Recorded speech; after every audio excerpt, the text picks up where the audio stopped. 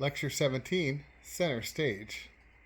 From the sung dramas of ancient Greece to today's genre-bending Broadway hits, music and stage have always been partners in storytelling.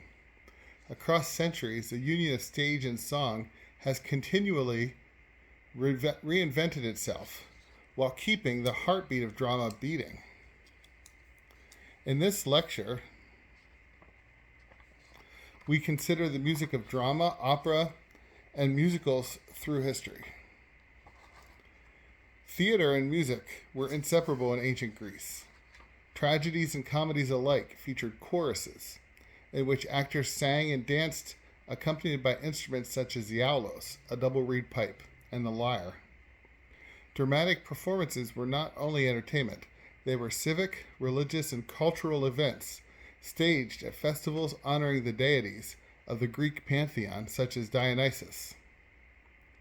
The Greek ideal placed the realms of the muses, music, poetry, and movement, in an archetypal balance that uses melodies and rhythms to heighten emotions and moral power of the stories that society told over generations. Much of the original music was lost, but the ideal of a uniformed art form, with drama being sung and not spoken, lingered in the hearts of European people through the Middle Ages. In Renaissance Italy, scholars and composers of the Florentine Camerata, a small but influential group of poets, musicians, and intellectuals who were patronized by the Count Giovanni de Bardi, returned to these ancient ideals and revived the emotional and expressive power they believed Greek drama once possessed.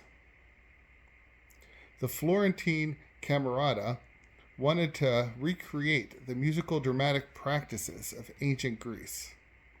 They posited that Greek tragedies had been sung throughout, with melodic lines conveying both speech and song. The simplification and purity of musical expression was a reaction against the polyphony of Renaissance choral music, where multiple independent vocal lines obscured the text. Monody, a single melodic voice supported by simple instrumental accompaniment, was their solution to the dense polyphony.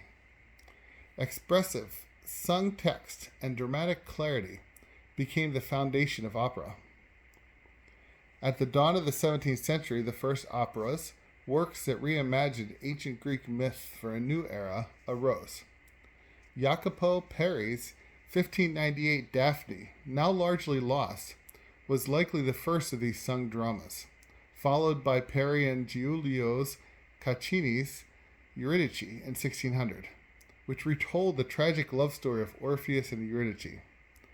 Monteverdi's L'Orfeo took the same myth and transformed it into a richly orchestrated, emotionally powerful opera that showcased the full potential of the new genre. These operas were homage and reinvention. Greek tales reframed with a new musical language, theatrical setting, and aristocratic taste of the early Baroque audiences. Elite audiences across Europe were captivated by the novelty of hearing an entire story sung from start to finish. L'Orfeo premiered in 1607 at the ducal court in Mantua, written for their annual Carnival season celebrations. This performance was a spectacle. It was not staged for the general public, but early opera was aristocratic entertainment, a setting that facilitated Monteverdi's use of an expanded orchestra, elaborate costumes, and rich scenery that impressed spectators. The score was published in 1610, and Monteverdi's opera was accessible to other courts. By the mid-17th century, performances can be traced to Vienna and other Habsburg territories. It was revived in 1904 in Paris and has since found regular performance at early music festivals and opera houses that include Baroque repertoire. L'Orfeo tells the myth of Orpheus, a gifted musician who marries Eurydice. During their wedding celebration, Eurydice is bitten by a venomous snake and dies instantly. Orpheus travels to the underworld, and through the power of his mournful song, which he sings for Hades and Persephone, attains permission to bring his wife back from the underworld, with one condition: he not look back until they both reach the surface. He loses her forever when he looks back before reaching the surface. L'Orfeo is a tale of human weakness, doubt, fear, and love colliding at a single tragic instant. We'll listen in class to Possente Spirito from Act 3 of Monteverdi's L'Orfeo, in which Orfeo pleads with Charon, the ferryman of the underworld, to permit him entrance into Hades to rescue Eurydice. We'll listen to a simplified style of the earliest operas, centering comprehensible libretto lyrics. It's linked below. Opera's popularity swung back and forth over centuries, at times an art form for elites and at others as mass entertainment. Venice opened its first public opera houses in the mid-17th century, popular with merchants, artisans, and travelers.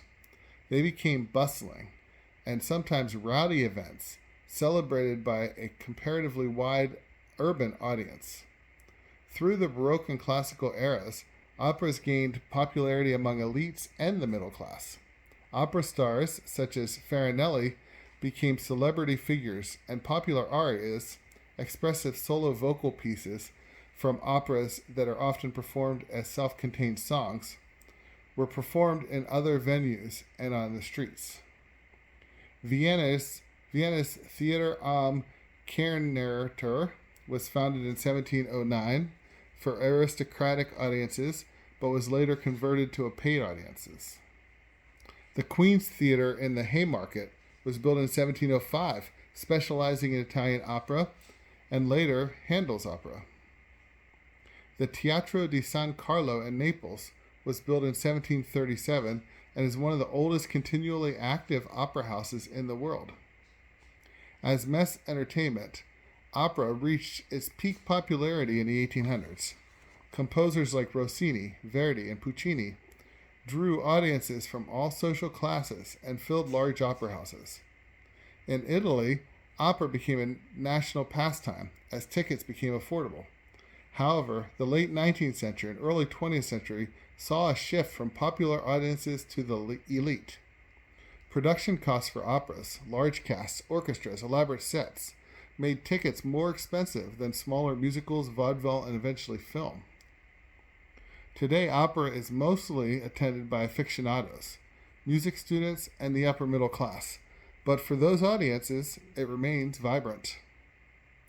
Opera became one of the few cultural arenas where women could achieve visibility, influence, and celebrity. Prima donnas such as Jenny Lind, 1820 to 1887, Adelina Patti, 1843 to 1990, and later Maria Callas, 1923 to 1977, became divas, a word still used to describe today's divine sopranos. In opera, unlike in other areas of European society, divas gained fame that rivaled composers and patrons, and earned higher pay and social influence. We'll listen to Maria Callas singing Sempre Libera from Verdi's La Traviata, written in 1853 during opera's period of peak popularity. Link below. Musicals grew out of opera, transforming the integration of music, drama, and dance for modern audiences. Unlike opera's demand for singers trained in the classical tradition, musicals embrace popular song styles and spoken, not sung, dialogue. Early examples were categorized as operettas, such as Gilbert and Sullivan's 1885 The Mikado, which featured catchy melodies and light social satire. By the 20th century, Broadway productions such as Roger and Hammerstein's Oklahoma became models for musicals, with songs that advance plot and develop characters, rather than serving only as standalone entertainment. musicals evolved, absorbing jazz, rock, hip hop, and country influences, reflecting contemporary culture for audiences. The 2015 musical Hamilton is a model for the modern stage musical. The story traces the life of Alexander Hamilton from his immigrant beginnings to his role in the American Revolution, his rise as the first Secretary of the Treasury, and his personal and political conflicts that led to his death in a duel with Aaron Burr. Signature songs like My Shot, The Room Where It Happens, You'll Be Back, and Wait for It not only advance plot, but also achieve popularity beyond the theater, circulating on streaming platforms and influencing cultural discussions of ambition, politics, and social justice. Through its diverse casting and emphasis on underrepresented voices in American history, Hamilton demonstrates the social power of musical theater, showing how stage performance can engage audiences with identity, history, and contemporary political issues while breaking traditional barriers of genre and style. Guns and Ships is a high-energy number from Act 2 of Hamilton, highlighting Hamilton's role in the Revolutionary War. Using a rapid-fire rap technique and clever references, the song combines humor and narrative urgency. Link below. Stage and music have remained attached across centuries, from sung drama to virtuosic performance to socially engaged storytelling. These diverse approaches demonstrate the ways in which music continues to resonate deeply with audiences. Across the centuries, the spotlight rests on the union of music and drama at center stage.